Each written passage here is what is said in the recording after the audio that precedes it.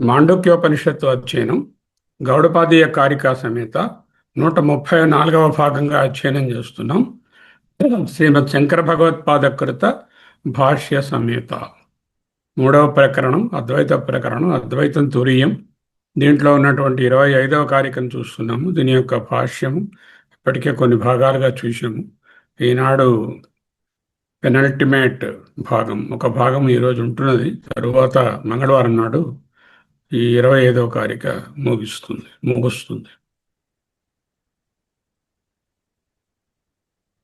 25వ కారిక ఏమిటి? జాగ్రత్తగానండి, కష్టమే ఉండదు. అట్ ద సేమ్ టైం ఏకాగ్రత కావాలి. సంభూతేరపవాదశ్చ సంభవః ప్రతిషిధ్యతే కోన్వేనం జనయేదితి కారణం ప్రతిషిధ్యతే. సంభూతి హిరణ్యగర్భ బ్రహ్మ. హిరణ్యగర్భ బ్రహ్మను నిరాకరించడం ద్వారా సంభవము అంటే ఆయన నుంచి పుట్టినటువంటి కార్యవర్గము, సృష్టి అంతా త్రోసిపుచ్చబడుతున్నది. ఎప్పుడైతే సృష్టి లేదో అప్పుడు ఈ జీవుని ఉత్పన్నం చేసేవారు ఎవరుంటారు అని చెప్పి శృతి కారణాన్ని కూడా త్రోసిపుచ్చుతున్నది. ఇక్కడ గ్రహించవలసినది ఏంటంటే సంభూతేరపవాదాశ్చ అన్న దగ్గర ఒక ఉపనిషత్తు కొటేషను, కోన్వేనం జనయేదితి అన్న దగ్గర బృహదారణ్యక ఉపనిషత్తుకు సంబంధించిన ఇంకొక కొటేషను, రెండు ఉపయోగించి శృత్యా జగత్ సృష్టి నిషేధ అనేటటువంటి ప్రక్రియలో చేస్తున్నారు. ముందు చాలా శృతులు చెప్పారు, ఇక్కడ మళ్ళీ రెండు శృతులు. ఫస్ట్ లైన్లో సంభూతేరపవాదాశ్చ అన్నది ఈశావాస్య శృతి, ఈశశ్రుతి. ఆ కిందనేమో కోన్వేనం జనయేదితి అనే ప్రశ్న కాదు, ఇది యాజ్ఞవల్కుడు వారు వేసినటువంటి బృహదారణ్యక ప్రశ్ననే ఇక్కడ తీసుకుని ఆయన సమర్థిస్తున్నారు. చూద్దాం ఏమిటి. ఇది సంభూతే ఉపాసత్వ అపవాదాత్ అంటే హిరణ్యగర్భ బ్రహ్మ యొక్క ఉపాస్యత్వాన్ని నిరాకరించుట వలన, సంభూతి ఉపాసనను నిరాకరించడం వలన హిరణ్యగర్భ ఉపాసనకు పాత్రుడనే భావాన్ని నిరాకరించాం. హిరణ్యగర్భను నిరాకరించలేదు. హిరణ్యగర్భ వ్యవహారికంగా ఆపేక్షిక సత్యంగా ఉన్నాడు, పారమార్థిక సత్యంగా లేడు. అందువల్ల సంభవ ప్రతిషిద్ధతే, సంభవం కూడా నిరాకరించబడుతోంది. సంభవం అంటే ఏమిటి? సృష్టి. హిరణ్యగర్భ బ్రహ్మను సృష్టిలో మొదటి జీవి అన్నారు. సృష్టిలో హిరణ్యగర్భ బ్రహ్మను మొదటి జీవి. అందువల్ల ఆయనను నిరాకరిస్తే ఆయన నుంచి వచ్చినటువంటి సృష్టి కూడా నిరాకరించబడుతోంది. ఉపనిషత్తు హిరణ్యగర్భుని విమర్శిస్తుంది. అంటే హిరణ్యగర్భ ఉపాసన, అసద్బ్రహ్మను ఉపాసిస్తున్నావు నువ్వు, సద్బ్రహ్మ కాదు. సద్బ్రహ్మను తెలుసుకో. అసద్బ్రహ్మ ఉపాసనతో, కార్యబ్రహ్మ ఉపాసనతో నీకేమి పని అంటూ నిందిస్తోంది. అందువల్ల ఆయన పరమార్థ సత్తా కలవాడు కాదు. హిరణ్యగర్భ సృష్టి కూడా పరమార్థ సత్యం కాదు. వ్యావహారికంగా ఉందా లేదా? ఉంది. మనమే ఉన్నామంటే మన అందరికీ తాతగారికి తాతగారికి తాతగారైన హిరణ్యగర్భ బ్రహ్మ ఎందుకు ఉండడు? ఆయన ఎలాగూ ఉన్నాడు వ్యవహారికంగా. అందువలన బ్రహ్మ ఈ జగత్తుకు కారణం కాదు. ఇదే ప్రధానమైనటువంటి చర్చ నడుస్తోంది. దీనికి చెప్పానుగా రెండు ఉపనిషత్తులు. మొదటి ఉపనిషత్తు ఈశం, సంభూతిని నిరాకరించడం, సముచ్చయం విధించడం కొరకు మాత్రమే హిరణ్య గర్భను ఉపాసిస్తూ మట్టు కూర్చోకు, దీనికి కొంత నిష్కామ కర్మను కర్మయోగాన్ని కూడా జోడించుకో, అలా జోడించినట్లయితే నీకు బెటర్ ఫలం వస్తుంది అని స్తుతించడానికే అక్కడ చెప్పాను. ఎంత కాదండి అన్నారు పూర్వపక్షం వాడు. నిష్కామ కర్మతో కలిపి చేయమని బోధించడం మాత్రమే అంధం తమః ప్రవిశంతి అనే పదము ఉపనిషత్తు ఉపాసనను విమర్శించడం కాదు. ఉపనిషత్తు ఒక ప్రత్యేక ఉపదేశాన్ని ఇస్తోంది. ఏమిటా ఉపదేశము? హిరణ్య గర్భను విమర్శించదగినది కాదు, అదేమీ చెడు కాదు. ఈ ఉపదేశం హిరణ్య గర్భ ఉపాసనను ఒంటరిగా ఆచరించవద్దు. కేవలంగా హిరణ్య గర్భ బ్రహ్మ ఉపాసన కాకుండా వైదిక కర్మతో, కర్మనిష్టతో, కర్మయోగంతో కలిపి చేయండి అంటూ బలపరచడానికి అలా రాశారండి అన్నారు పూర్వపక్షి గారు. సరే, ఈయనేమన్నారు? సత్యమేవ, నిజమే, నువ్వు చెప్పింది పార్ట్లీ కరెక్ట్. దేవతా దర్శనస్య ఉపాసన యొక్క సంభూతి విషయస్య కార్యబ్రహ్మ యొక్క వినాశ శబ్ద వాచ్యస్య అంటే కర్మలు. సంభూతి ఎవరు? హిరణ్య గర్భ బ్రహ్మ. వినాశ శబ్ద వాచ్యం అంటే దేవతా దర్శనం అంటే ఎవరి దర్శనము? సంభూతి దర్శనం, హిరణ్య గర్భ ఉపాసన. వినాశ శబ్ద వాచ్యం అంటే ఏమిటి? వినాశం అంటే ఇక్కడ సృష్టి కాదు, వినాశం అంటే కర్మ అన్నారు. కర్మణ, ఈ రెండిటి యొక్క సముచ్చయ అంటే కలిపి చేసేదాన్ని, ఒకేసారి ఏకకాలంలో ఆచరించడాన్ని విధానార్థ విధించుట కొరకు సంభూత్యపవాద, సంభూతిని అపవాదం చేశారు. అంటే హిరణ్య గర్భ బ్రహ్మ ఉపాసన మాత్రమే కేవలం వద్దు, వినాశ శబ్దవాచ్యమైనటువంటి కర్మను కూడా కలుపుకో, కర్మయోగాన్ని కూడా కలుపుకో అని చెప్పడానికి అంతవరకు మేము కూడా ఒప్పుకున్నాము. సత్యమేవ, up to that point we agree with you పూర్వపక్షి. తదా అపి, అయినప్పటికీ వినాశాఖ్యస్య, వినాశం అనే పేరు కలిగినటువంటి కర్మణ, కర్మకాండకు ఒక ప్రాబ్లం ఉన్నదయ్యా. ఏమిటా ప్రాబ్లము? స్వాభావిక అజ్ఞాన ప్రవృత్తి రూపంగా ఉన్నది మనలో. ఏమిటుంది? రాగద్వేషాలు ఉన్నాయి. స్వాభావికం ఏమిటి? మాయ. మాయ అనేటటువంటి అజ్ఞానం వలన ఆ ప్రవృత్తి, బుద్ధి ప్రవృత్తులన్నీ రాగద్వేషాలలో, ద్వంద్వాలలో అజ్ఞాన ప్రవృత్తి రూపంగా ఉన్నాయి. అదే మృత్యువు. అటువంటి మృత్యువును అతితరణార్థత్వవత్ దాటుట కొరకు కర్మయోగాన్ని ఆచరించు. వినాశాఖ్యస్య కర్మణ, వినాశం అనే పేరు కలిగినటువంటి కర్మయోగాన్ని స్వాభావికంగా నీకు మాయ వలన, అజ్ఞానం వలన నీ ప్రవృత్తిలో ఉన్నటువంటి ద్వంద్వాలను, రాగద్వేషాలను దాటడం కోసం అతితరణార్థవత్తు అటువంటి మృత్యువును. మృత్యోహు అంటే మృత్యుకి ఏం డెఫినిషన్? స్వాభావిక అజ్ఞాన ప్రవృత్తి రూపస్య మృత్యు. స్వాభావికమైనటువంటి అజ్ఞాన రూపంగా ఉన్నటువంటి బుద్ధి వృత్తులు, రాగద్వేషాలు, అరిషడ్వర్గాలు, ద్వంద్వాలు, అహంకారాలు, మమకారాలు, ఇటువంటి వాటిని అతితరణార్థత్వవత్ అతితరణము చేయుట వలన, అదొక పార్టు. రెండవ పార్ట్ ఏమిటి? దేవతా దర్శన కర్మ సముచ్చయస్య. దేవతా దర్శనం అంటే ఎవరి దేవతా దర్శనము? సంభూతి విషయస్య దేవతా దర్శనస్య అంటే హిరణ్య గర్భ బ్రహ్మ దర్శనం అంటే ఉపాసన. దాంతో ఈ కర్మను సముచ్చయస్య అంటే ముందు చెప్పినటువంటి వినాశాఖ్యస్య కర్మని దేవతా దర్శనాన్ని ఉపాసనతో సముచ్చయం చేయాలి. చేస్తే ఏం కలుగుతుంది? ఇందాక రాగద్వేషాలు పోయాయి, ద్వంద్వాలు పోయాయి. ఇప్పుడు పురుష సంస్కారార్థస్య, పురుషుడు సంస్కరించబడుట కొరకు. ఎందుకు సంస్కరించాలి? వీడికి ఏమిటంటే బాధ ఏమిటి? కర్మ ఫల రాగ ప్రవృత్తి రూపముగా సంస్కారాలు ఉన్నాయి వీడిలో. కర్మ వలన రాగము, కర్మ చేయాలి, దాని వలన కోరిక. ఫలమునందు రాగము, కర్మ ప్రవృత్తి, రాగము, ఫల రాగము అంటే కర్మలు చేయాలి అనేటటువంటి రాగం ఒకటి, ఫలం చేయాలి, ఫలం కలగాలి అనే రాగం. కర్మలు ఎలాంటివి? కర్మ ఉపాసన అంటే కర్మరాగము, ఉపాసన రాగము. ఫలరాగము అంటే కర్మ వలన కలిగేటటువంటి పితృలోకాలు, స్వర్గలోకము, ఉపాసన వలన కలిగేటటువంటి దేవలోకాలు. ఈ రెండు కర్మ ఫలరాగ ప్రవృత్తి రూపములైనటువంటి సాధ్య సాధన ఏషణ ద్వయము. సాధ్యము, సాధనము. సాధనం అంటే ఉపకరణం, దేన్ని ఉపయోగించుకొని సాధ్యాన్ని పొందుతామో, గోల్ని పొందుతామో అది సాధ్యము. ఏమిటి? కర్మ, ఉపాసన రెండు సాధ్యాలు, రెండు రెండు సాధనలు. వీటి నుంచి ఏమిటి సాధ్యాలు? ఒకటి లోయర్ లోకాలు, ఒకటి హయ్యర్ లోకాలు. ఒకటి దక్షిణ మార్గము, ధూమ్ర మార్గము, ఇంకోటి ఉత్తర మార్గము, దైవలోకము. అవి అంటే సాధనయేషణ, సాధ్యేషణ ద్వయలక్షణస్య. నన్ను అడిగితే రెండేనయ్యారండి ఏషణలు, సాధ్యేషణ, సాధనేషణ.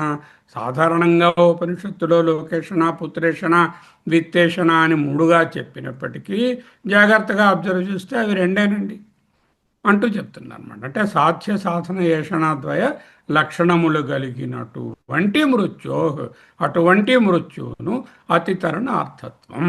అంటే సాధ్య సాధన ఏషణ ద్వయ లక్షణము కలిగినటువంటి మృత్యువును దాటాలి అంటే ఏం చేయాలి? వినాశ శబ్దవాచ్యస్య కర్మణ చేయాలి, దేవతాదర్శన కర్మాన్ని కూడా, దేవతాదర్శనాన్ని కూడా సముచ్చయం చేయాలి. అప్పుడు మృత్యువుని దాటుతాడు. మృత్యు అంటే ఏమిటి? ఇప్పుడు చెప్పింది. సాధ్య సాధన ఇషణాద్వయ లక్షణస్య కర్మఫలరాగ ప్రవృత్తి రూపస్య మృత్యో, మృత్యువు నుండి అతితరణార్థత్వం, దాటుట కొరకు. ఏవం, ఈ విధముగా, హి నిశ్చయంగా, ఏషణాద్వయ రూపాత్, సాధ్యేషణ సాధనేషణ రూపములలోనున్న మృత్యో, మృత్యువును, అశుద్ధే, మృత్యువనే అశుద్ధే, అశుద్ధి నుంచి, మలినం నుంచి, వియుక్త విముక్తుడైనటువంటి పురుష, పురుషుడు, సంస్కృత సంస్కరించబడినవాడు, స్యాత్ అగుచున్నాడు. ఎవడైతే ఏషణాద్వయ రూపములోనున్నటువంటి, ఏమిటి ఏషణాద్వయము? సాధ్యేషణ, సాధనేషణ. ఏమిటి సాధనలు? కర్మ, ఉపాసన. ఏమిటి సాధ్యములు? Lower worlds, higher worlds. అంటే పితృలోకము, లేక అది స్వర్గలోకము, లేక దేవలోకము, హిరణ్య గర్భలోకము. ఆ పక్క ఈ రెండిటి యందు ఏషణాద్వయ రూపంలోనున్నటువంటి మృత్యువును, అటువంటి మాలిన్యాన్ని, అశుద్ధిని నుంచి విడిపడినటువంటి పురుషుడు సంస్కృత స్యాత్, సంస్కరించబడిన వాడు అగుతాడు. అందుకోసం ఈ కాంబినేషన్ చెప్పారు. అంతేగాని మోక్షాన్ని ఇస్తాయని కాదు. అత అందువలన మృత్యో, మృత్యువును అతితరణార్థ, అతితరణము చేయుటకు, దాటుట కొరకు. ఏమిటా మృత్యువు? మీద చెప్పబడినది. అక్కడ దేవతా దర్శన అంటే ఉపాసన, కర్మ సముచ్చయ లక్షణ, కర్మతో కలిపినటువంటి లక్షణము కలిగినటువంటిది అంతా కూడా హీ నిశ్చయంగా అవిద్య ఏవ, అవిద్యయే. అంటే ఉపాసనలు, కర్మలు అజ్ఞానంలోనే ఉన్నాయి, అవిద్యలోనే ఉన్నాయి. అందుకే అవిద్య మృత్యుం తీర్త్వా, అంటే ఈ విధమైన మృత్యును అవిద్యతో దాటి, విద్యయ అంటే ఆత్మజ్ఞానంతో అమృతమస్నుతే మోక్షాన్ని పొందు. అది అక్కడ ఉన్నటువంటి వాక్యం. కానీ ఇక్కడ ఉపాసనలు, కర్మలు కలిపి జోడించేస్తే, అది గట్టిగా చేసేస్తే జ్ఞానం అక్కర్లేకుండా మోక్షం పొందుతారని చెప్పేద్దాం అనుకుంటున్నాను. అది కుదరదు. హిరణ్య గర్భ బ్రహ్మ ఏమీ నిరపేక్షక అమృతత్వం కాదు. హిరణ్య గర్భ ఓన్లీ సంసారి జీవి, అతడు కూడా సంసారంలోనే ఉన్నాడు. కాబట్టి ఆయన నిందించడం యుక్తియుక్తమే. అదే సంభూతి అపవాదాశ్చ అనేదాన్ని ఆయన సమర్థించారు. ఇంతవరకు పోయినసారి చూశాం. ఈనాడు భాష్యాన్ని చూద్దాం. మృత్యు అనే పదానికి అర్థం ఏమిటి? గట్టిగా పట్టుకోండి, ప్రశ్నలు వేస్తాం తర్వాత. మృత్యువు అంటే లౌకికమైనటువంటి కోరికల రూపంలో ఉన్నది, అంటే ఏషణ రూపంలో ఉన్నది, సాధ్యేషణ, సాధనేషణ రూపములలో ఉన్నటువంటి అశుద్ధి, మానసిక మానిని. అందువల్ల కర్మ ఉపాసన సముచ్చయం వైరాగ్యాన్ని ఇస్తుంది, జ్ఞానయోగ్యత ప్రాప్తినిస్తుంది. కాబట్టి గొప్పదే. కానీ కర్మ ఉపాసన సముచ్చయానికి లిమిటేషన్స్ ఉన్నాయి. ఇది వైరాగ్యము లేదా విరక్తిని మాత్రమే ఇవ్వగలదు. ఇది జ్ఞానాన్ని కానీ మోక్షాన్ని కానీ ఇవ్వలేదు. ఎందుకు? ఇందులో ద్వైభావం ఖచ్చితంగా ఉంది. ఇందులో నేను చేస్తున్నాననే భావం ఎంప్లాయిడ్గా ఉండనే ఉంది. ఇదంతా చాలా వరకు బాహ్యంగా జరిగేది. జ్ఞానం అనేటటువంటి ద్వైతం లేనటువంటి అద్వయ స్థితి, ఆంతరము, అందులో కర్త భోక్త లేడు. అంచేత ఇది జ్ఞానాన్ని ఇవ్వదు. ఇలా పరిమితిని చూపించి 11వ మంత్రం హిరణ్యగర్భ ఉపాసన విమర్శిస్తుంది. మృత్యోహు అతితరణార్థ ఏవ ప్రయోజనం. మృత్యువు అంటే సంసారం అని కాదు. మృత్యు అంటే ఏమిటి? జన్మ మరణ వలయం అనుకుంటాం. జన్మ మరణ వలయం అనే మృత్యు ఇక్కడ చెప్పబట్టం లేదు. అశుద్ధి, మానసిక మాలిన్యము, మైండ్ యొక్క ఇంప్యూరిటీ అనేటటువంటి దాన్నే మృత్యు అంటున్నారు. మృత్యు అనే పదానికి అంతఃకరణ అశుద్ధి అని అర్థం చేసుకో. అర్థమైందండి. నెక్స్ట్ ఏమిటి? అంతఃకరణ అశుద్ధి ఎందువల్ల వచ్చింది? ఏషణాత్రయం. ఏమిటా మూడు రకాలు? పుత్రేషణాయశ్చ విత్తేషణాయశ్చ లోకాయ. అంటే పుత్రేణ అయం లోకం జయ, విత్తేణ పుత్రుడు కలగ ఈ లోకాన్ని జయించాలి అంటే, ఈ లోకంలో చక్కటి ఫలితాల్ని పొందాలి అంటే పుత్రులు కావాలి. విత్తేషణాయ అంటే విత్తముల వలన కర్మలు చేస్తే డబ్బు ఉంటే, కర్మలు చేస్తే లోయర్ లెవెల్ వర్డ్స్ వస్తాయి అంటే పితృలోకాలు అలాంటివి పొందడం. లోకేషణాయాస్తి అంటే దేవలోకాలు, హిరణ్యగర్భ బ్రహ్మలోకాలు పొందడానికి ఉపాసనలు చేయాలి. పుత్రుని వలన ఈ లోకము, విత్తము వలన లోయర్ లోకములు, తర్వాత ఉపాసనల వలన పైలోకాలు పొందుతారు అనేటటువంటి ఏషణ, కోరిక, కామన, ఆకాంక్షను వ్యుత్థాయ విడిచిపెట్టి, అంటే సకల కోరికలను అధిగమించి పుత్రైషణాయశ్చ విత్తైషణాయశ్చ లోకైషణాయశ్చ వ్యుత్థాయ అథ భిక్షాచర్యం చరంతి. అంటే సన్యాసాశ్రమాన్ని స్వీకరిస్తారు, అంటే నైష్కర్మ్య స్థితిలో ఉంటారు, అంటే సర్వధర్మాన్ పరిధికి వెళ్తారు. పుత్ర విత్త లోకయేషణలు పోవడానికి ఏమిటి ఉపాయము? కర్మ ఉపాసన సముచ్చయం మాత్రం ద్వారానే సాధించబడుతుంది. ఎందుకు? పుత్ర విత్ర లోకయేషణలే మన అశుద్ధి. ఏషణత్రయమే అంతఃకరణ అశుద్ధి. అంతఃకరణ మాలిన్యం పోవాలంటే కర్మ ఉపాసన సముచ్చయం చేయాలి. స్వభావ లక్షణ అవిద్య. ఇది ఎందువల్ల వచ్చిందంటే ఈ పుత్రేషణ విత్తేషణ అది స్వభావం రా, మాయ అవిద్య వలన వచ్చింది. అంటే దాన్ని వదలాలంటే చాలా గట్టిగా ఇవి చేసి నువ్వు అంతఃకరణ శుద్ధిని పొందు. ఏషణాత్రయాన్ని అధిగమించావు, అయిపోయింది, ఆ పని అయిపోయిందండి. పుత్రేషణ లోకేషణ అవి పోయాయి, అంతఃకరణ శుద్ధి వచ్చింది, ఇంటర్మీడియట్ పాస్ అయిపోయానని కూర్చోకు. తర్వాత ఏం చేయాలి? అక్కడే ఉండిపోకు.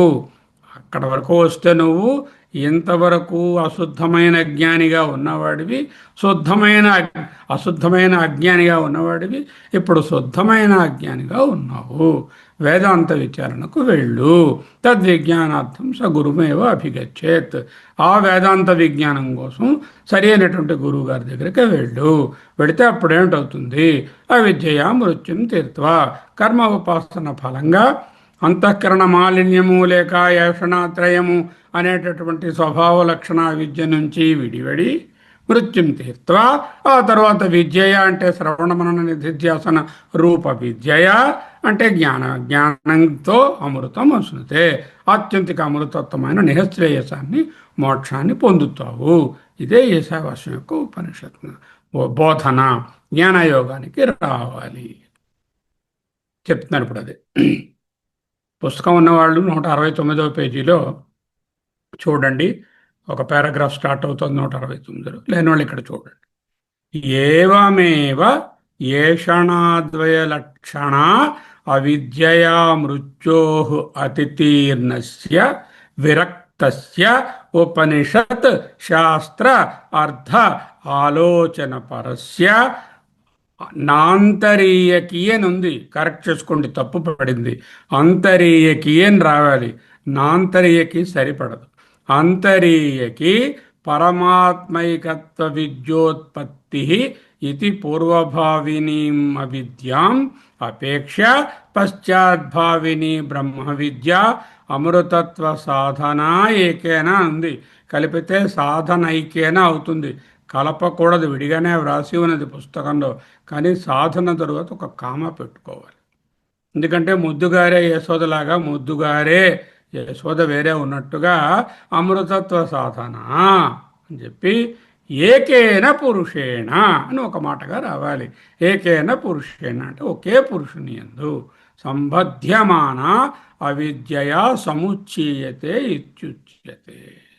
ఎందుకు ఏకేనా అన్నది వేరుగా రాయాలి, ఎందుకు అంతర్యేకేని కరెక్ట్ చేసుకోవాలన్నది ఇప్పుడు చూపిస్తాను. ఏవం ఏవ ఈ విధముగా విచారించినట్లు ఏషణాద్వయ లక్షణ అవిద్య. నా అవిద్య ఏమిటి? అవిద్య మృత్యుం తీర్త్వ. అవిద్య అవిద్య అంటే ఏమిటిదో ఏషణాద్వయ లక్షణ అవిద్య. ఈ అవిద్య అనేటటువంటి మృత్యువుని దాటాలి. ఏషణద్వయము రెండే ఏషణలు, లోకేషణ పుత్రేషణ విత్తేషణ అని చెప్పిన సాధ్యేషణ సాధనేషణ. For me there are two అంటారు భాష్యంలో ఆయన బృహదారణ్యకంలో. ఏషణద్వయమైనా తీసుకో, ఏషణత్రయంగా చెప్పబడింది అంటే సాధ్యేషణ సాధనేషణ అంటే ఏమిటి? ఏదైనా సాధ్యేషణ సాధనేషణ అంటే ఆయన ఉద్దేశం ఏమిటి? ఏదైనా ఒకటి పొందాలి అనే గమ్యము మీద ఒక ఆకాంక్ష, చేయాలి అనేటటువంటి సాధనం మీద ఒక అపేక్ష, attachment. Attachment with the means, attachment with the goal. Attachment with the means is the sadhaneshana, attachment with the goal is the sadhyeshana. You can divide anything in the world into two only. You may say పుత్రేషణ విత్రేషణ లోకేషణ ఇంకో ఏషణ లేకపోతే ప్రతిష్టేషణ డబ్బేషణ మరేవో నువ్వు చెప్పుకో 10, but they are broadly two. The interest and ultimate attachment with the process and the intimate attachment with the fruit of the process. సాధ్యేషణ సాధనేషణ ఏషణాద్వయ లక్షణ. అవిద్యయే మృత్యువు. అటువంటి అవిద్యను దాటాలి. కర్మ ఉపాసన సముచ్చయ సాధన ద్వారా మృత్యువును తీర్త్వా అధిగమించి. మృత్యు అంటే అక్షరాల చావు. చూస్తున్నాము అని చెప్పాడండి. మృతదేహి దేహం అంటే అది కాదు ఇక్కడ చెప్తున్నది. ఈశావాస్య సందర్భంలోనూ ఈ ఉపనిషత్ సందర్భంలోనూ మృత్యు అంటే అవిద్య, అజ్ఞానమే మృత్యు. ప్రమాదమే మృత్యు, అహం బ్రవీమి. మృత్యు అంటే అవిద్య, అజ్ఞానం, ప్రమాదం. అవిద్యలో ఉండడం, అజ్ఞానంలో ఉండడమే మృత్యు. అవిద్య అంటే ఏమిటి? మరణం ఈజ్ ఈక్వల్ టు అజ్ఞానం.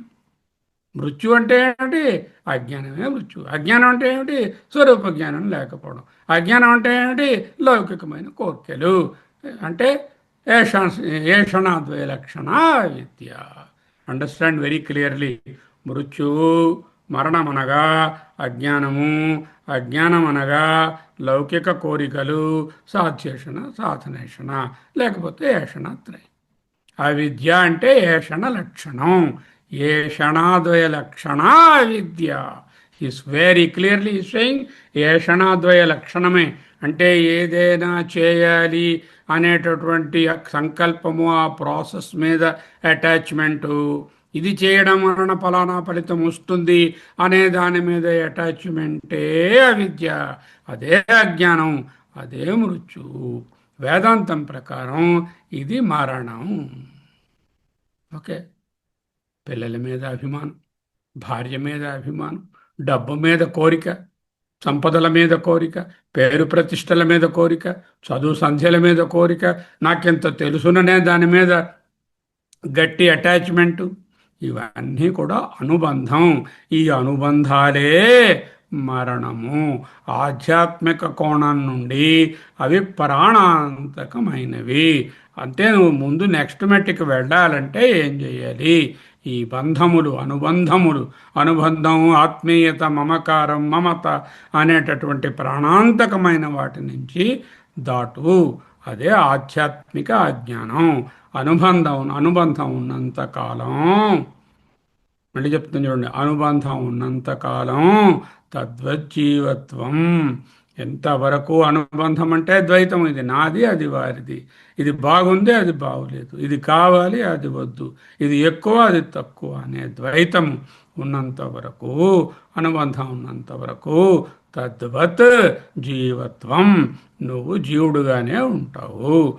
ఎంత వేదాంత అధ్యయనం చేసినా అది విద్యను అంటే మోక్షాన్ని ఇవ్వదు. వేదాంత అధ్యయనం ఓ పక్కన జరుగుతూ ఉంటుంది, అధ్యయన భారతి కార్యక్రమాలు పోతూనే ఉంటాయి. మాండవిక్యోపనిషత్, చాందోగ్యోపనిషత్, అనుభూతి ప్రకాశం లెఫ్ట్ అండ్ రైట్ వినేస్తూనే ఉంటారు. ఓ పక్కన ఏషణలు అలాగే ఉంటాయి. ఆ విద్య కొనసాగుతూనే విజయవంతంగా జెండా ఎగరేస్తూ ఉంటుంది. అనుబంధము, ఆత్మీయత అనేదే అజ్ఞానము.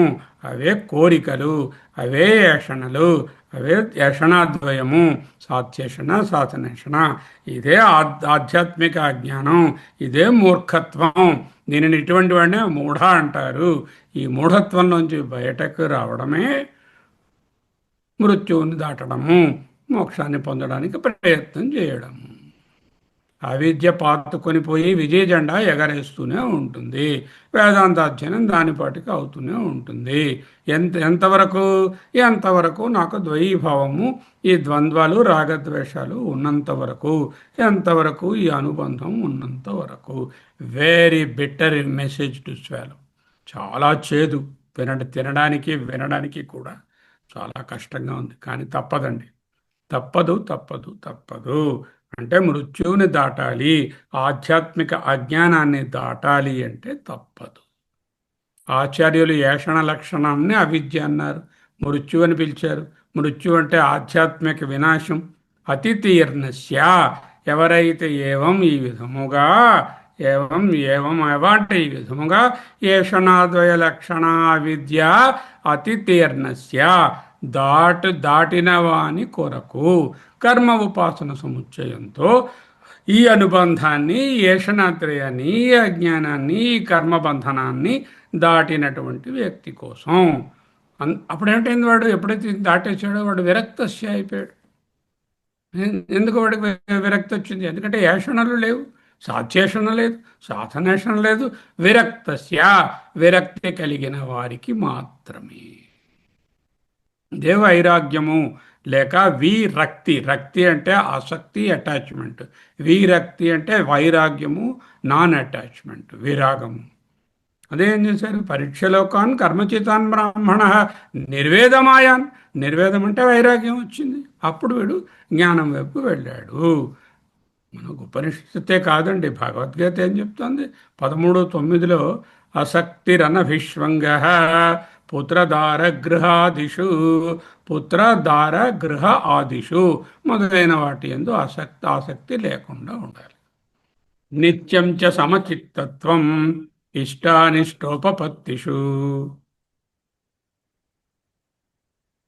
అసక్తిరనభిష్వంగ పుత్రదారగృహాదిషు నిత్యం చ సమచిత్తత్వం ఇష్టానిష్టోపపత్తిషు. పంపేస్తారండి, ఒక్క నిమిషం వెయిట్ చేయండి. అతితీర్ణస్య, కర్మ ఉపాసన సముచ్చయంతో అనుబంధాన్ని దాటినటువంటి వ్యక్తి కోసం. విరక్తస్య, భాష్యంలో ఉన్న మాటలే ఆ ఎల్లో కలర్లో ఉన్నవి. ఏమంటుంది భగవద్గీత? అసక్తిరనభిష్వంగ పుత్రదారగృహాదిషు నిత్యంచ సమచిత్తత్వం. సమ అంటే బ్రహ్మ, నిత్యంచ బ్రహ్మచిత్తత్వం ఇష్టానిష్టోపపత్తిషు మైచానన్యేన యోగేన భక్తిరవ్యభిచారిణి వివిక్తదేశసేవిత్వం అరతిర్జన సంసది ఆధ్యాత్మజ్ఞాన నిత్యత్వం తత్వజ్ఞానార్థదర్శనం ఏతజ్ఞానమితి ప్రోక్తం అజ్ఞానం యథతోన్యథా. సేమ్ విషయం అక్కడే చెప్పారు. వీడు ఇప్పుడు ఎవడి గురించి మాట్లాడుతున్నాం మనం? ఎవరండి ఈ మహానుభావుడు? ఒక్కసారి వెనక్కి చూడండి. ఏవం ఏవా, ఈ విధముగా ఏషణాద్వయ లక్షణ అవిద్యను, ఏషణాద్వయముల లక్షణములు కలిగినటువంటి అవిద్యను, అటువంటి అవిద్యయా, ఈ అవిద్యను అవిద్య అనే మృత్యువును అతితీర్ణస్య దాటిన వాని కొరకు, విరక్తస్య వైరాగ్యం కలిగిన వాని కొరకు. నెక్స్ట్ పదం ఏమిటి? ఉపనిషత్ శాస్త్రార్థ ఆలోచన పరస్య అంటే ఏమిటో చూడాలి. ఉపనిషత్ శాస్త్ర అర్థ ఆలోచన పరస్య అంటే ఉపనిషత్ శాస్త్రార్థ ఆలోచన. ఉపనిషత్ వేదాంతము, శాస్త్రము ఉపనిషత్ శాస్త్రము, వేదాంత శాస్త్రము. ఆలోచన అంటే విచారించడము. ఆలోచించండి అంటే ఏడవండి దుఃఖించండి అని కాదు. ఆలోచన అంటే విశ్లేషణ, నిశితంగా విచారించడం, గమనించడం. గమనిక అంటే ఏంటి? మీరు రోడ్లో వెళ్తారు, గమనిక అంటే ఏంటి అర్థం? కాషన్. బీ అవేర్, కాషన్, గమనించండి, విచారించండి, ఆలోచించండి. It is a caution. అది ఉపనిషత్తు చెప్తుంది అనమాట. ఆలోచన వలన ఆ కాషన్ తెలుస్తుంది. కాబట్టి ఆలోచన పరస్య. కుచ్ ఆలోచన, వాట్ ఆలోచన? శాస్త్ర అర్థ ఆలోచన. శాస్త్రములో చెప్పినటువంటి ప్రయోజనాన్ని ఆలోచన పరుడు ఆలోచన చేసిన వాని యొక్క ఏ శాస్త్రాన్ని? ఉపనిషత్ శాస్త్రార్థ ఆలోచన పరస్య. ఇక్కడ పర కూడా పెట్టారు, ఆలోచనస్య అనలేదు, ఆలోచన పరస్య అన్నారు. పర అంటే ఏదో అప్పుడప్పుడు 4 గంటలకు 4:15 నుంచి 5:15 వరకు వినన్నట్టుగా వినడం కాదండి. సమర్థుడైనటువంటి ఆచార్యుని దగ్గర ఆయన మార్గదర్శకత్వంలో చాలా కాలం 6 ఏళ్ళు 8 ఏళ్ళు వేదాంత శాస్త్రాల స్థిరమైన క్రమబద్ధమైన అధ్యయనము శ్రవణము, దానినే ఉపనిషత్ శాస్త్రార్థ ఆలోచన పరస్య అనే మాటకు అర్థం. వీడు వాని కొరకు, ఎవని కొరకు? ఉపనిషత్ శాస్త్ర అర్థ ఆలోచన పరస్య. ఉపనిషత్ వేదము, వేదాంతము, ఉపనిషత్ శాస్త్రము, వేదాంత శాస్త్రము, దాని అర్థ, దాని ప్రయోజనాన్ని ఆలోచన నిశితంగా చక్కగా గమనించి విచారణ చేస్తున్నవాడు, ఎప్పుడో మారు కాదు, ఆలోచన పరుడు అంటే సమర్థుడైన ఆచార్యుని దగ్గర చాలా కాలం అధ్యయన వేదాంత శాస్త్రాలను స్థిరమైన క్రమబద్ధమైన అధ్యయనం చేసినవాడు. అంటే మామూలుగా ఇక్కడ వినడము శ్రవణము అనేటటువంటిది కాదండి, అధ్యయనం కావాలి. అందుకే దీన్ని అధ్యయన భారతి అన్నారు. ఆలోచన పరస్య, అటువంటి వానికి అని చెప్తున్నారు. ఎవరికి? ఇవన్నీ అలాంటి వారికి. ఎటువంటి వాడు మళ్ళీ ముందుకెళ్ళాలి. ఏవమేవా, ఏ విధముగా ఏషణాద్వయ లక్షణ అవిద్య అంటే సాధ్యేషణ సాధనేషణ అనేటటువంటి ఏషణాద్వయములు లక్షణములు కలిగినటువంటి అవిద్య నుండి మృత్యు అనే మృత్యువు నుండి అతితీర్ణస్య దాటిన వానికి, విరక్తస్య విరాగము పొందిన వానికి, ఉపనిషత్ శాస్త్రార్థ ఆలోచన పరస్య ఉపనిషత్ శాస్త్రార్థ ఆలోచనను జాగ్రత్తగా అధ్యయనం చేస్తున్న వానికి, నాంతరీయకి కాదు అంతరీయకి. ఎందుకు చూద్దాం. ఉపనిషత్ శాస్త్రార్థ ఆలోచన పరస్య అంతరీయకి పరమాత్మైక విద్యా ఉత్పత్తి. పరమాత్మ ఏక విద్యా ఉత్పత్తి. పరమాత్మ ఏక విద్య, పరమాత్మకు సంబంధించిన ఒకే విద్య ఉత్పత్తి కలుగుతుంది. అంతరీయకి అంటే అర్థం ఏంటంటే ఖచ్చితంగా కలుగుతుంది. అంతరీయకి అంటే ఖచ్చితమైన. ఎలా కలుగుతుంది వాడికి? ఎస్ఎంఎన్ చేయాలి, శ్రవణ మనన నిధిధ్యాసలు చేయాలి. దాన్నే అధ్యయనం అంటున్నాము. ఈ అధ్యయనం 1 సెకండో రోజో పూటో చేస్తే కుదరదు, దీర్ఘకాలం చేయాలి. సమర్థుడైనటువంటి ఆచార్యుడి దగ్గర కూర్చొని నేర్చుకోవాలి. ఎస్ఎంఎన్ అనేటటువంటి ప్రక్రియను ఉపయోగించి శ్రవణ మనన నిధిధ్యాసల ద్వారా, ఎస్ఎంఎన్ అంటే శ్రవణ మనన నిధిధ్యాస షార్ట్ ఫామ్. అంతరీయకి అంటే ఖచ్చితమైనది. ఎలా తెలుస్తుందండి?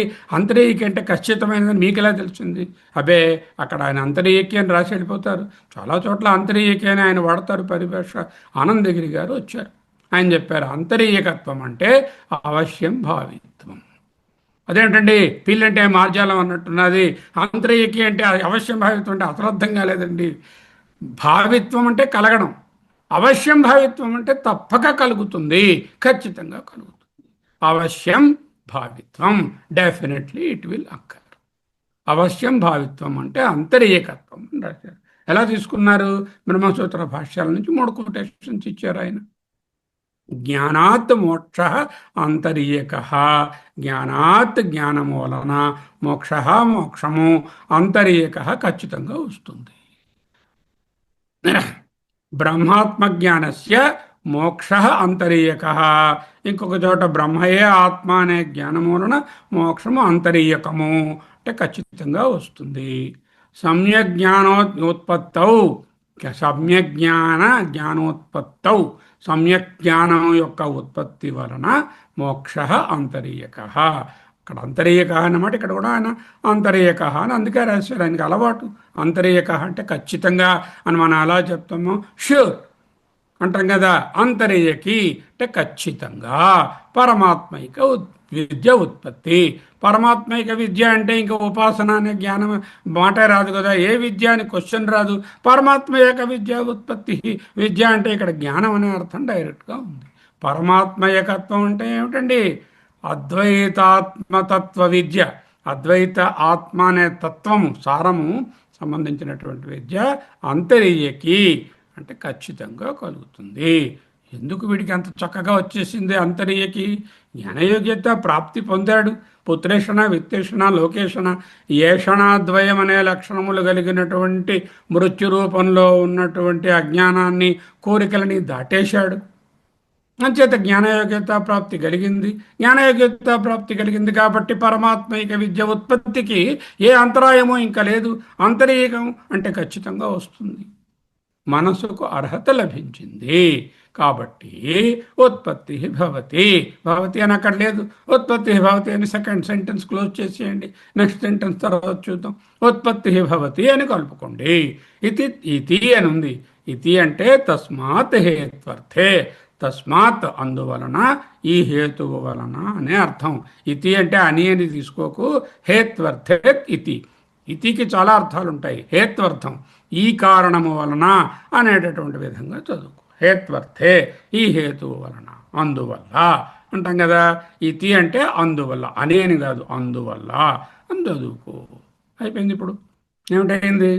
ఏవమేవ ఏషణాద్వయ లక్షణ అవిద్య మృత్యో అతితీర్ణస్య, అతి దాటిన వానికి, విరక్తస్య వైరాగ్యం పొందిన వానికి, ఉపనిషత్ శాస్త్రార్థ ఆలోచన పరస్య వేదాంత శాస్త్రాన్ని జాగ్రత్తగా అధ్యయనం చేస్తున్న వానికి, అంతరీయకి ఏ అంతరాయము లేకుండా ఇన్స్టెంట్ ఖచ్చితంగా పరమాత్మైకత్వ విద్య ఉత్పత్తి, పరమాత్మయకత్వ విద్య ప్రాప్తిస్తుంది. ఉత్పత్తి కలుగుతుంది. ఆత్మజ్ఞానం వైపు నడవడానికి శ్రవణ మనన నిధ్యాసలు గట్టిగా చేసుకుంటాడు. ఇతి అంటే ఈ హేతువు వలన, అందువలన నాపం.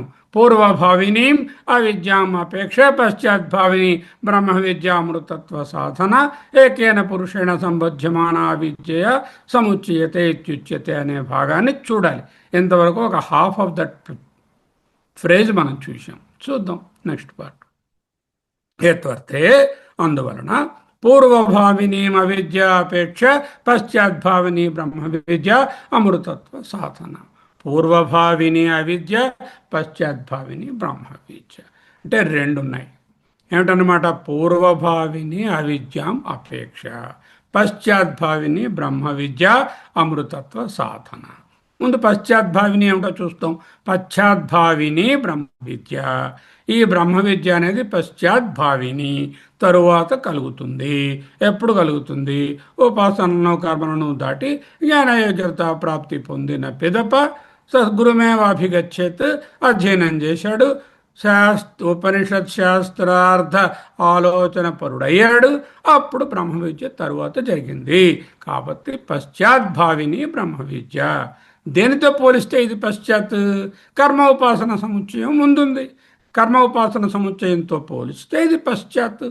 కర్మ ఉపాసన సముచ్చయ సమయంలో విద్య కలగదు. వాడు అవిద్యలోనే ఉన్నాడు. ఏదో చదువుకుంటున్నాను అనుకుంటున్నాడు కానీ నిజమైన చదువు చదవటం లేదు. అపర విద్యలోనే ఉన్నాడు. తరువాత విడిగా ఈ జ్ఞానం కలుగుతుంది. పశ్చాద్భావిని బ్రహ్మ విద్య. ఎటువంటి బ్రహ్మ విద్య అది? బ్రహ్మ విద్య అంటే ఏదో గొప్ప విద్య అని కాదు. అదేంటి బ్రహ్మ విద్య అంటారు. అంటే బ్రహ్మ విద్య అంటే ఏంటి? అమృతత్వ సాధన బ్రహ్మ విద్య, మోక్షానికి సాధనమైనటువంటి బ్రహ్మ విద్య. అమృతత్వం అంటే ఇక్కడ ఆపేక్షికము కాదు, నిరపేక్షిక, నిహశ్రేయస, ఆత్యంతిక, సాకాష్ట సాపరాగతి అనే మోక్షానికి ఇది సాధనము. అమృతత్వ సాధన బ్రహ్మ విద్య. పశ్చాద్భావిని బ్రహ్మ విద్య, అమృతత్వ సాధన బ్రహ్మ విద్య, పశ్చాద్భావిని బ్రహ్మ విద్య. Fight is పశ్చాత్. పూర్వభావిని అవిద్యాం అపేక్ష. పూర్వభావిని అంటే ముందు కలిగినటువంటి అవిద్యాం. అవిద్య అంటే ఏమిటో ఉపాసన కర్మ సముచ్చయం అవిద్య. దానిని అపేక్ష, దానిని దృష్టిలో నుంచుకొని ఇది పశ్చాద్భావిని బ్రహ్మ విద్య. అమృతత్వ సాధన అండ్ బ్రహ్మ విద్య. ఈ రెండు ఎవరిలో కలుగుతున్నాయి? పూర్వభావిని అవిద్య నాగరత్నం గారిలోని, పశ్చాద్భావిని బ్రహ్మ విద్య అనేమో విజయలక్ష్మి గారిలోని కాదు. ఏకేన పురుషేణ. అంచేత సాధన అని నాకు దీర్ఘం పెట్టుకొని కామా పెట్టుకోవాలి. పెట్టుకొని ఏకేన పురుషేణ, లేకపోతే సాధన ఏకేన, సాధన ఐకేనా అని ఉంటుంది. సాధన ఐకేనా అని చేయకూడదు. అక్కడ సంధి చేస్తే మీనింగ్ పోతుంది. సంధి పక్కకు తీయాలి. అమృతత్వ సాధన ఏకేన పురుషేణ. పురుషేణ సంబధ్యమాన. ఈ రెండు ఒకే పురుషుని యందు, ఒకే వ్యక్తి యందు, ఒకే సాధకుని యందు, ఒకే ముముక్షువునందు కలిసి ఉన్నాయి. దానినే అవిద్యయ సముచ్చీయతే ఇత్యుచ్యతే. అదేరా విద్యని కలపడం అంటేను. విద్యని కలపడం అంటే ఏకకాలంలో అని కాదు. ఆ రెండు ఒకదాని తరువాత క్రమముగా, ఒకటి భావిని ఇంకొకటి పశ్చాద్భావిని, ఒకదాని తరువాత ఒకటి ఒకే వ్యక్తిలో క్రమంగా రావడాన్ని, క్రమంగా వచ్చేదాన్ని సమ్మేళనం అంటారు. ఒకేసారి చేసేదాన్ని, ఏకకాలంలో చేసేదాన్ని సముచ్చయం అంటారు. ఇక్కడ చెప్పిందంతా ఉపనిషత్ చెప్పిందంతా ఏంటంటే, నాయన విద్యయ అమృతం అశ్నుతే, ఓకే జ్ఞానయోగ్యత ప్రాప్తిని పొందు, అది పూర్వభావిని. ఆ తర్వాత ఏమిటి?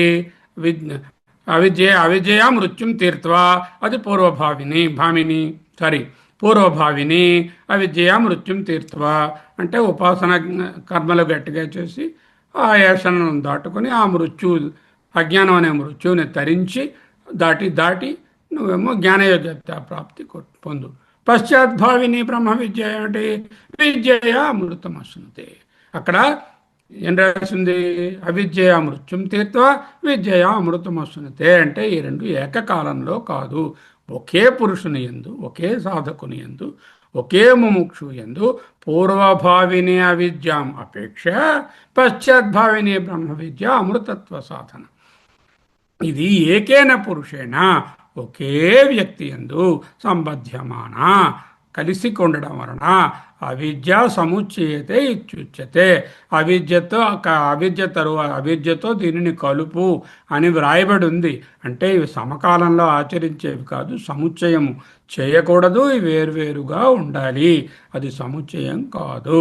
కర్మ ఉపాసన సముచ్చయంలో, అక్కడ సముచ్చయం అంటే అవిద్య సముచ్చయత అంటే కర్మ ఉపాసన సముచ్చయంలో ఉండేటటువంటి అవిద్య అంతకు ముందే జరిగింది. అది భావిని. ఆ భావిని అపేక్ష అంటే దాన్ని దృష్టిలో నిడుకొని మునుపటి అవిద్య, ప్రస్తుత విద్య. మునుపటి అవిద్య ఏది? పూర్వభావిని అవిద్య అంటే కర్మ ఉపాసన సముచ్చయం, దానిని అపేక్ష దృష్టిలో ఉంచుకొని పశ్చాద్భావిని బ్రహ్మ విద్య అంటే ఇప్పటి విద్య, తర్వాత వచ్చినటువంటి బ్రహ్మ విద్య. ఏకైన పురుషేణ, ఒకే వ్యక్తిలో అవిద్య మరియు విద్య రెండో వ్యక్తిలో క్రమానుగతంగా జరుగుతున్నాయి. కాబట్టి దీనిని మనం అవిద్య విద్య క్రమ సమ్మేళనం అని రాసుకోవాలి.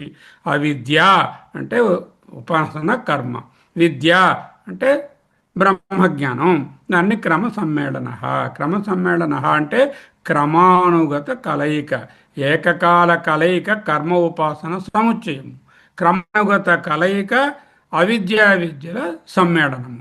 పశ్చాద్భావిని బ్రహ్మ విద్య అమృతత్వ సాధన ఐకేనా రాయకూడదు.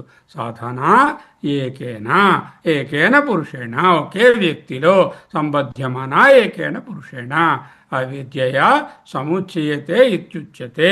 రెండు కలిపి చెప్పినట్లు ఉపనిషత్తులో రాయబడి ఉంది. ఈశావాస్యంలో ఆ రెండింటినీ విడివిడిగానే చెప్పాలి, ఒకదాని తర్వాత ఒకటి చెప్పాలి. ఏకేన పురుషేణ, ఒకే వ్యక్తిలో సంబధ్యమాన ఏకేన పురుషేణ అవిద్య సముచ్చయతే ఇత్యుచ్యతే, కలిపి ఉన్నట్లు చెప్పబడుతున్నది. ఇది సముచ్చయము కాదు, క్రమ సమ్మేళనము. ఎలా తెలిసింది? అక్కడికి వెళ్ళి చూడు 11వ మంత్రంలో. అవిద్యయా మృత్యుం తీర్త్వా విద్యయా అమృతం అశ్నుతే. అవిద్య మృత్యుం తీర్త్వా పూర్వభావిని అవిద్య అంటే కర్మ ఉపాసనల సముచ్చయము. విద్య కాదు విద్యయ అని ఉండాలి. విద్యయ అంటే విద్య చేత, అంటే ఆత్మజ్ఞానం చేత, ఆత్మవిద్య చేత అమృతం అశ్నుతే అంటే ఓదాన్ తర్వాత ఒకటి క్రమ సమ్మేళనం చేసుకోండి. అదే ఉపనిషత్తులో మీద లైన్లో విద్యాంచ అవిద్యాం దీర్ఘం ఉండాలి. విద్యాంచ అవిద్యాంచ తద్వేదోభయం సహా. ఆ సహా అని రాశారు కదండి, ఆ రెండు కలిసి చేయాలి నువ్వు అనుకుంటున్నావు.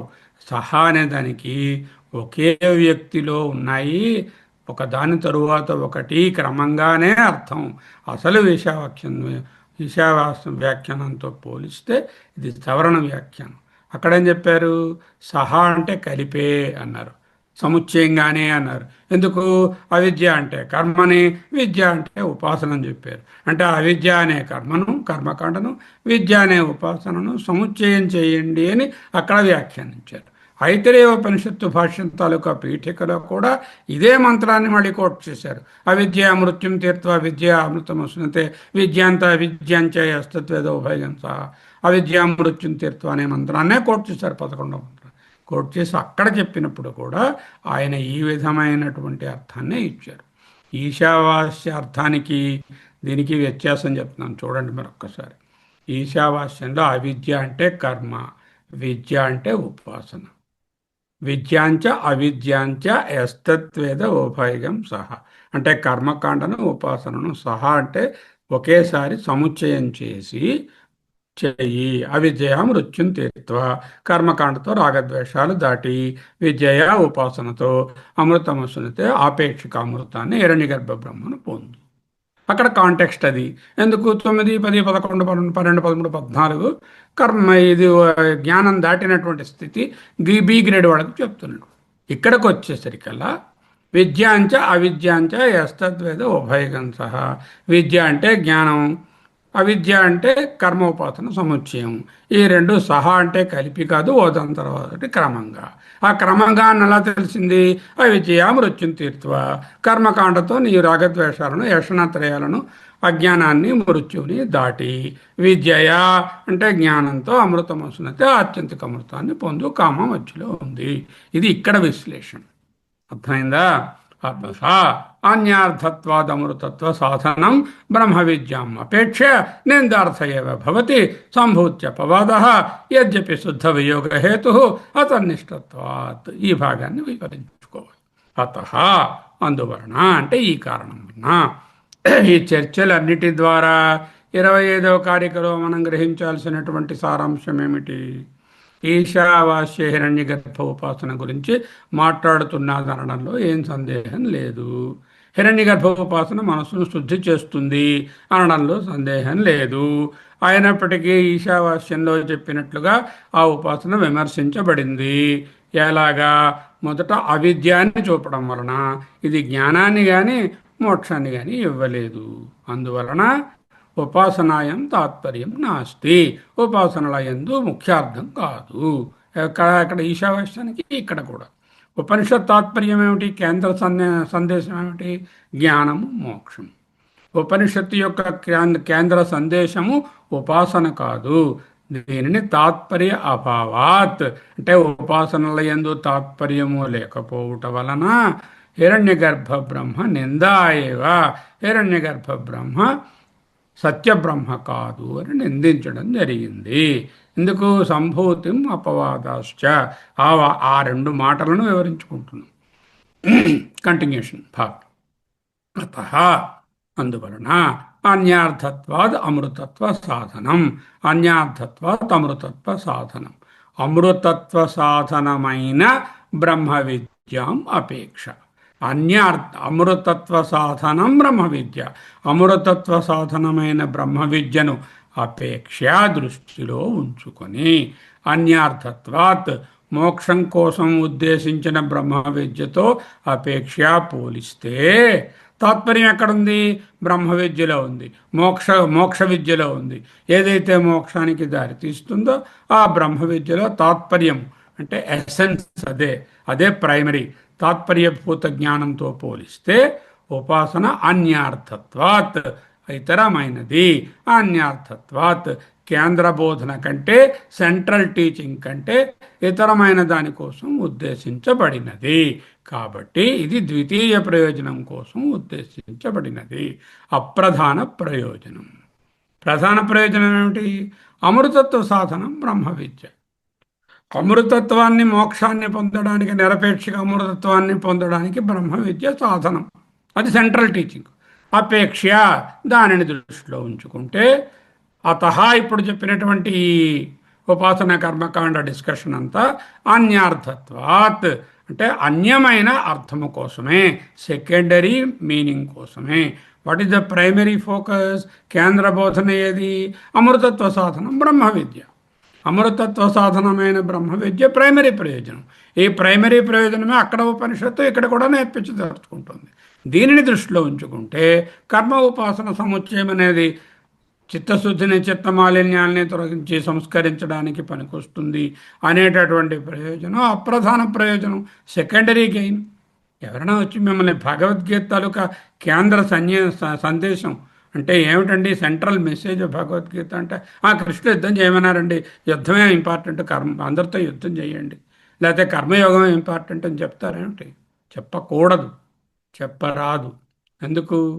శ్రీమద్ భగవద్గీతాసు ఉపనిషత్సు, భగవద్గీతే ఒక ఉపనిషత్సు, బ్రహ్మ విద్యాయాం యోగశాస్త్రే, యోగం అంటే జీవబ్రహ్మ ఏకత్వమే యోగము, జీవబ్రహ్మ ఏకత్వాన్ని బోధించే శాస్త్రము బ్రహ్మ విద్య. Primary focus of Bhagavad Gita is జ్ఞాన అండ్ నాట్ కర్మ and war. Many people mistake Bhagavad Gita promotes హింస కర్మ ఆర్ ఇట్ ప్రమోట్స్ కర్మయోగ, which is a very very poor understanding of Gita. జ్ఞానము మోక్షం కోసం, జ్ఞానం ఎందుకు? మోక్షం కోసమే. భగవద్గీత యొక్క కేంద్ర సందేశం ఏమిటి? జ్ఞానం లేక మోక్షం. అదే లాస్ట్ అధ్యాయం, మోక్ష సన్యాస యోగము. అంటే మోక్షాన్ని సన్యసించడానికి కాదు, మోక్షము కొరకు సర్వమును పరిత్యజించడం. అంటే సర్వధర్మాన్ పరిత్యజ్య మోక్షార్థ ఏవా అని చెప్పేది కాబట్టి మోక్ష సన్యాస యోగం. సెంట్రల్ మెసేజ్ ఆఫ్ గీత ఏమిటి? క్షేత్రజ్ఞం చాపి మాం విద్ధి సర్వక్షేత్రేషు భారత. అన్ని క్షేత్రంలో ఎందుకు క్షేత్రజ్ఞుని తెలుసుకో. ఈ క్షేత్రాలను ఎంత తెలుసుకుంటే నీకేం లాభం? అవన్నీ ఆ క్షేత్రాల తాలూకా అధ్యయనము, వాటిని దాటడానికి ఇక్కడికి రావడానికి కోసమే చెప్తున్నాము. అవి అప్రధాన ప్రయోజనం. ప్రధాన ప్రయోజనం క్షేత్రజ్ఞుని తెలుసుకోవడమే కదా. ఇవి మిగతావన్నీ నిందార్థమే, సెకండరీయే. అత అందువలన అన్యార్థత్వాత్, సెకండరీ ప్రయోజనము వలన. దేనికి కంపేర్ చేస్తే సెకండరీ ప్రయోజనము? బ్రహ్మ విద్యం అపేక్ష. బ్రహ్మ విద్యను దృష్టిలో ఉంచుకుంటే ఇది సెకండరీ ప్రయోజనం. బ్రహ్మ విద్య ఏమిటి? అమృతత్వ సాధనం బ్రహ్మ విద్య. మోక్షాన్ని ఇచ్చేటటువంటి బ్రహ్మ విద్యను దృష్టిలో పెట్టుకుంటే ఇది అన్యార్థత్వం, సెకండరీ ప్రయోజనం. అప్పుడు సెకండరీది పొగుడుతామా, నిందిస్తామా? నిందార్థ ఏవ భవతి. అది నిందార్థమే. అంటే అది లోయర్ లెవెల్దే, అది that is not the final teaching of the ఉపనిషత్.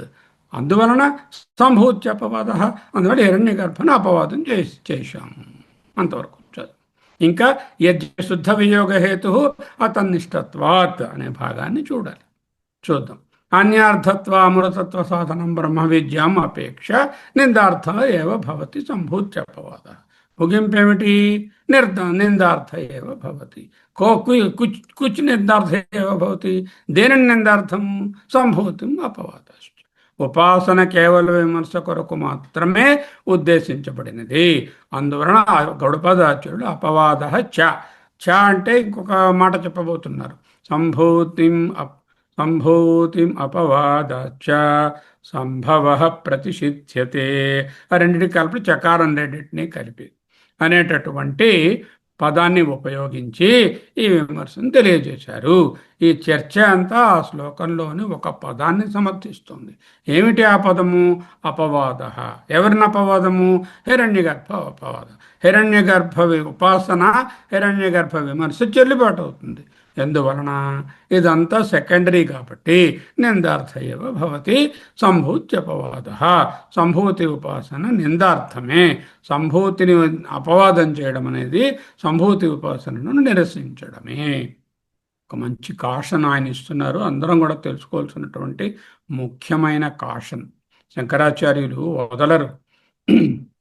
సరేనండి, ఉపనిషత్తు వినేశాము, చక్కగా మాండూక్యంలో చెప్పేశారు.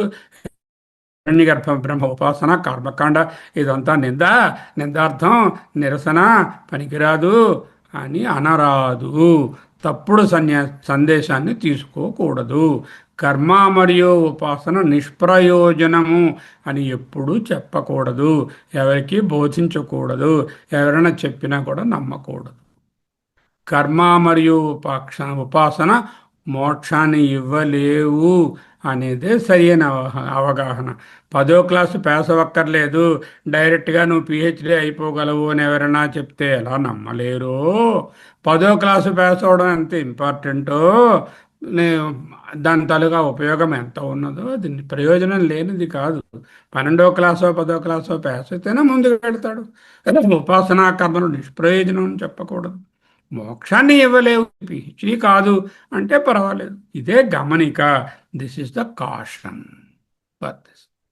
ఇమీడియట్గా ఇలా చదివేసరికల్లా ఒక ఇది వస్తుంది, ఓహో కర్మలన్నీ మానేద్దాం, ఉపాసనలన్నీ మానేద్దాం అంటే కర్మ ఉపాసనలు వర్ణాశ్రమ ధర్మాల ప్రకారంగా ఆయా ఆశ్రమంలోకి సంబంధించినటువంటి కర్మలను ఉపాసనలను అనుష్ఠించి చిత్తశుద్ధిని పొంది మా చిత్త మాలిన్యాలను కడుక్కొని అటువంటి చిత్త మాలిన్యాలు అనేటటువంటి మృత్యువును దాటి జ్ఞానయోగ్యత ప్రాప్తిని సిద్ధించుకొని ఉపనిషత్ శాస్త్రార్థ ఆలోచన పరత్వాన్ని పొందాలి.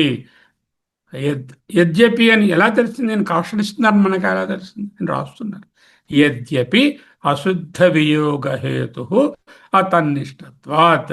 యద్యపి కర్మ ఉపాసన రెండు నిస్సందేహంగా అశుద్ధి వియోగానికి చాలా ఉపయోగకరం. అశుద్ధి వియోగ హేతువులు అయినప్పటికీ, యద్యపి అంటే అశుద్ధి వియోగ హేతువులైనప్పటికీ, అంటే రెండు కూడా అశుద్ధి వియోగానికి చాలా చాలా ఉపయోగకరము. ఉపయోగకరము, చాలా ఉపయోగకరము, చాలా చాలా ఉపయోగకరము, అత్యంత ఉపయోగకరము. వియోగం అంటే ఏమిటి? అశుద్ధిని తొలగించడం కోసం. అశుద్ధి అంటే ఏమిటి? ఏషణాత్రయం అంటే ఏషణాద్వయ లక్షణస్య. ఏషణాత్రయము లేక ఏషణాద్వయం నిస్సందేహంగా ఉపయోగకరమైనవే. కానీ అతన్నిష్టత్వాత్ ఇది జ్ఞానము మరియు మోక్షం కోసం ఉద్దేశించబడినది కాదు. అతన్నిష్టత్వాత్ని ఎలా విడగొట్టాలి? అతః తత్ ఆ తత్ నిష్టత్వాత్. అతః కాదు, ఆ తత్ అనిష్టత్వాత్. తత్ దాని యందు, నిష్టత్వాత్ నిష్టను కలిగించేవి. అనిష్టత్వాత్ అంటే తత్ దాని యందు, అనిష్టత్వాత్ మోక్ష అనిష్ట. తత్ అంటే మోక్షం, మోక్ష అనిష్టత్వాత్ మోక్ష అహేతుత్వాత్. మోక్ష ఇజికొంటే జ్ఞాన, జ్ఞాన అహేతుత్వాత్ జ్ఞానాన్ని మోక్షాన్ని ఇవ్వలేదు కాబట్టి. ఏది ఇవ్వలేదు? ఇదిగో ముందు చెప్పినటువంటి కర్మ ఉపాసన సముచ్చయము. యద్యపి ఈవెందో అశుద్ధి వియోగ హేతు, రెండు అశుద్ధి వియోగానికి చాలా చాలా ఉపయోగకరము. అంటే ఏషణాత్రయాన్ని దాటడానికి, నిస్సందేహంగా ఆత్మలో మలినాలను వాషౌట్ చేసుకోవడానికి చేయాలి. చేసిన తర్వాత జ్ఞానయోగ్యత ప్రాప్తి పొంది జ్ఞానంలోకి పోవాలి. ఎటువంటి జ్ఞానము? ఉపనిషత్ శాస్త్రార్థ ఆలోచనాపరస్య అన్నారు. ఉపనిషత్ శాస్త్రార్థాన్ని విచారించే అధ్యయన రూపమైన ఎస్ఎంఎన్ అనేటటువంటి జ్ఞానంలోకి వెళ్ళాలి. ఈ పర్టిక్యులర్ పార్ట్, మొదటి పార్ట్ ఉపాసనా కర్మ సముచ్చయము అతన్నిష్టత్వాత్. తన్నిష్టత్వాత్ అంటే మోక్షనిష్టత్వాత్. అతన్నిష్టత్వాత్ తన్ అనిష్టత్వాత్ మోక్ష అనిష్టత్వాత్ మోక్ష అహేతుత్వాత్. మోక్షమునకు హేతువు కాదు కనుక, మోక్షద్వారము కాదు కనుక, మోక్షమనే నిష్ఠయందు లేకపోవుట వలన. పంచమే విభక్తి. జ్ఞాన అహేతుత్వాత్ జ్ఞానాన్ని మోక్షాన్ని ఇవ్వలేదు కాబట్టి. మోక్షద్వార కవాట పాటనకరి కాశీపురాధీశ్వరి అంటే మోక్షద్వారం అనే కవాటం దగ్గరకు తీసుకెళ్తుంది. ఏమిటి? కాశీపురాధీశ్వరి ధ్యానం ఉపాసనను. ఆ కవాటం ఓపెన్ అవుతే మరి లోపలికి వెళ్ళాలి కదా మరి. అందుకే కవాట పాటనకరి అన్నారు. At some stage you have to enter and go inside. ఆ ద్వారం దగ్గరే ఉండిపోతావే ఉంటు నువ్వు. మోక్షద్వార కవాట పాటనకరి అంటే ఆ కాశీపురాధీశ్వరి ద్వారం దాకా తీసుకెళ్ళింది. లోపలికి వెళ్ళడానికి మళ్ళీ జ్ఞానం వద్దు, నిన్ను వదులుకోవాలి. అతః ఏవ అందువలనే సంభూతే అపవాదాత్. సంభూతే సంభూతి యొక్క, హిరణ్య గర్భం యొక్క అపవాదాత్ అపవాదం. అందువలన అపవాదాత్ అంటే అపవాదం వలన ఏం తెలిసిందే? హిరణ్య గర్భని అపవాదం చేశారు అంటే నిరసించారు, విమర్శించారు, తక్కువ అని చెప్పారు, సెకండరీ అన్నారు. దానిలో ఏంటి తెలిసింది? సంభూతే ఆపేక్షకం ఏవ సత్తత్వం. సంభూతి తాలూకా సత్తత్వం అంటే ఆ సత్యత్వం, ఆ సతత్వం ఆపేక్షికం ఏవా, ఇట్ ఈజ్ ఓన్లీ నిరపేక్షికం కాదు. ఇట్ ఈజ్ ఆపేక్షికం అంటే it require something else to support it. పరతంత్రం అంటే మిథ్యా. సంభూతి అంటే హిరణ్యగర్భ బ్రహ్మ, అతనికి చెందినటువంటి ఉపాసనా కర్మలు నిరసించబడ్డాయి. ఎందుకు? ఆపేక్షికం ఏవ సత్తత్వం. వాటి తాలూకా సత్తత్వం పారమార్థికం కాదు. పరమార్థ, మరి సత్తత్వం ఎందులో ఉంది? పారమార్థ సత్ ఏక ఆత్మైకత్వం అపేక్ష. సంభూతే అపవాదాత్ సంభూతే ఆపేక్షికం ఏవో అంటున్నాను. అంటే సంభూతి యొక్క ఉపాసన, సంభూతి అనేటటువంటిది ఆపేక్షికం అంటున్నాను. దేన్ని దృష్టిలో పెట్టుకుని? ఆపేక్ష దృష్టి ఉంచుకుని. దేన్ని దృష్టిలో ఉంచుకుని? ఆత్మైకత్వాన్ని దృష్టిలో ఉంచుకొని. ఆత్మైకత్వం ఎటువంటి సత్తు? పరమార్థ సత్తు. ఇదేమిటి? ఆపేక్షిక సత్తు. సంభూతి ఆపేక్షిక సత్తు, ఆత్మైకత్వము పరమార్థిక సత్తు. పారమార్థిక సత్తత్వమైనటువంటి ఆత్మైకత్వాన్ని దృష్టి అందుంచుకొని సంభూతి యొక్క ఆపేక్షికత్వాన్ని అంటే రిలేటివ్ రియాలిటీని తెలుసుకున్నాను. సంభూతే ఆపేక్షికత్వం ఏవ సతత్వం. హిరణ్యగర్భ నిరసన, హిరణ్యగర్భ ఉనికి నిరసించడం కాదు, హిరణ్యగర్భం మిథ్య అని తెలుసుకోవడం, హిరణ్యగర్భ సంసారి అని తెలుసుకోవడం, ప్రథమ సంసారి అని తెలుసుకోవడం. ఆపేక్షికం అంటే హిరణ్యగర్భకు సాపేక్ష ఉనికి లేదని కాదు, సాపేక్షమైన రిలేటివ్ రియాలిటీ ఉంది. అంటే వ్యావహారిక రియాలిటీ ఉంది. అంటే వస్తుంది పోతుంది. సంపూర్ణమైనటువంటి ఆత్యంతిక ఉనికి కాదు, నిరపేక్షిక ఉనికి కాదు. అంటే సాపేక్షికం అనేది మిథ్యకు మరొక పదం. సాపేక్షకము అంటే రిలేటివ్ రియాలిటీ అనేది మిథ్యకు మరొక పదం. ఆపేక్షిక సతత్వం ఈజ్ ఈక్వల్ టు మిథ్యత్వం. ఈ హిరణ్య గర్భను పరమార్థ సత్ ఆత్మైకత్వం అపేక్ష సత్యబ్రహ్మతో పోల్చి చూస్తే, పరమార్థ సత్ అయినటువంటి సత్యబ్రహ్మతో, ఆత్మైకత్వంతో, ఏకమేవ అద్వితీయం బ్రహ్మ అనేటటువంటి సత్యబ్రహ్మతో, సత్యజ్ఞానం అనంతం బ్రహ్మతో పోల్చి చూస్తే హిరణ్యగర్భ బ్రహ్మ ఆపేక్షిక సతత్వం. సంపూర్ణ సత్యబ్రహ్మతో పోలిస్తే హిరణ్యగర్భ బ్రహ్మ సాపేక్ష సత్యం, రిలేటివ్ రియాలిటీ, కాబట్టి మిథ్య. కాబట్టి పరమార్థ సత్ ఆత్మైకత్వం అపేక్ష. పరమార్థ సతత్వమైనటువంటి పరబ్రహ్మాన్ని దృష్టి అందించుకొని సాపేక్షిక సత్యం హిరణ్యగర్భను ఖచ్చితంగా నిరసించాలి.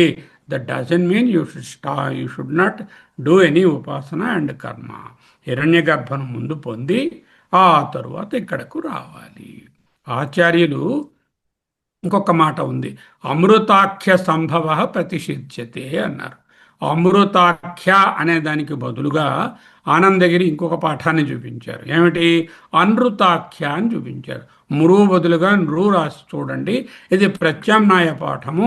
అనృతాఖ్య అని ఉంది ఇంకొక పాఠంలో, ఇంకొక పుస్తకంలో, శంకర భాష్యంలోనే అనృతాఖ్య అని ఉంది. ఆ పాఠం కొంచెం సరిపడుతోంది ఎక్కువగాను అన్నారు. అమృతాఖ్య అన్నాను అనుకోండి, అమృతమనే పేరు కలిగినటువంటి సంభవ హిరణ్యగర్భుని ప్రతిషిధ్యతే నిషేధించండి అని అర్థం వస్తుంది. అమృతం హిరణ్యగర్భుడు అమృతత్వం అంటే మళ్ళీ చెప్పాలి, ఇది నిరపేక్షక అమృతత్వం కాదు, సాపేక్షక అమృతత్వము, రిలేటివ్ రియాలిటీ, రిలేటివ్ అమృతత్వము ఈ సంభవునికి అంటే ఈ సంభవానికి అంటే సృష్టికి అని చెప్పాలి. సంభవ అంటే సృష్టి, ఈ సృష్టి సాపేక్షకమని అప్పుడు చెప్పాలి. అమృతాఖ్య అనే పదం వాడితే సాపేక్షకమే రిలేటివ్ రియాలిటీ సృష్టి. ఎందుకంటే దీనికి మీద ఉన్నటువంటి హిరణ్యగర్భయే సాపేక్షకం అని చెప్పాం కాబట్టి సృష్టి కూడా సాపేక్షకం అని చెప్పవలసి వస్తుంది. అమృతాఖ్య అంటే సాపేక్షకం అనే ఒకటి యాడ్ చేయాల్సి వస్తుంది, రిలేటివిటీ అనేది యాడ్ చేయాల్సి వచ్చింది. దాని బదులుగా అనృతాఖ్య సంభవ అని రాసుకో. అంటే మిథ్య, అనృతం అంటే మిథ్య, ఋతము కానిది, సత్యం కానిది, ఋతం కానిది మిథ్య. సంభవ సృష్టి, అనృతాఖ్య ప్రతిషిధ్యతే. మెరుగైనటువంటి వ్యాఖ్యానం అనృతాఖ్య హిరణ్యగర్భ. హలో ప్రసాద్ గారు, మాట్లాడొద్దు దయచేసి, క్లోజ్ చేయండి. అనృతాఖ్య హిరణ్యగర్భ. అనృతం మిథ్య, అనృతము లేక మిథ్య అని చెప్పుకోవడం సులభము. మిథ్య హిరణ్యగర్భ సత్యం బ్రహ్మతో పోలిస్తే నిరసించబడింది. హిరణ్యగర్భ బ్రహ్మ, ఆయన యొక్క సృష్టి కూడా సత్యబ్రహ్మతో పోలిస్తే నిరసించబడ్డాయి. దీనితో ఈశావాస్య శృతి చర్చ ముగిసింది. ఏమిటి ఈశావాస్యం తాలూకా 25వ మంత్రంలో ఈశావాస్యం ఉపయోగించి రెండు చెప్పారు. సంభూతే అపవాదశ్చ సంభవ ప్రతిషిధ్యతే. సంభూతి అనేటటువంటిది అపవాదము చేయబడినది, అంటే లేదని చెప్పడం లేదు, వ్యవహారంగా ఉంది, సాపేక్షికంగా ఉంది, రిలేటివ్గా ఉంది. పరబ్రహ్మ అంటే నిరపేక్షక సత్యత్వంతో ఆత్మైక జ్ఞానంతో పోల్చి చూస్తే హిరణ్య గర్భ అనేది సాపేక్షికము, అంచేత నిరసన. హిరణ్య గర్భుడే సాపేక్షికమైతే ఆయన సృష్టి కూడా సాపేక్షికము, రిలేటివ్ రియాలిటీ అవుతుంది. అంటే మిథ్య, సృష్టి మిథ్య, హిరణ్య గర్భ లేడు, ఆయన సృష్టి లేదు అని గౌడపాదాచార్యులు. సంభూతే అపవాదాత్ అని రెండు పదాలను ఉపయోగించారు.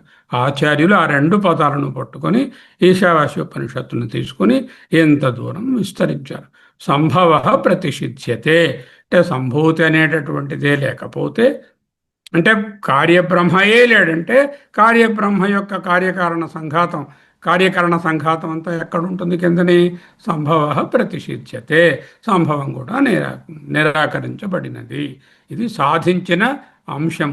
ఇక కారికలో రెండవ పాదంలోకి వెళ్ళాలి. రెండవ పాదంలో కోన్ ను ఏనం కోన్వేనం జనయేది అనేటటువంటి పదం చూడాలి. ఆ పాదము బృహదారణ్య ఉపనిషత్తుకు సంబంధించినటువంటిది. దానిని మనము ఇప్పుడు విశ్లేషించుకోము, వచ్చే క్లాసులో చూస్తాము. ఓకే. నచక్షుషా గృహ్యతే నాపి వాచ నాన్యైర్దేవై తపసా కర్మణా వా జ్ఞానప్రసాదేన విశుద్ధ సత్వః తతస్తు తం పశ్యతే నిష్కలం ధ్యాయమానః. ఓం.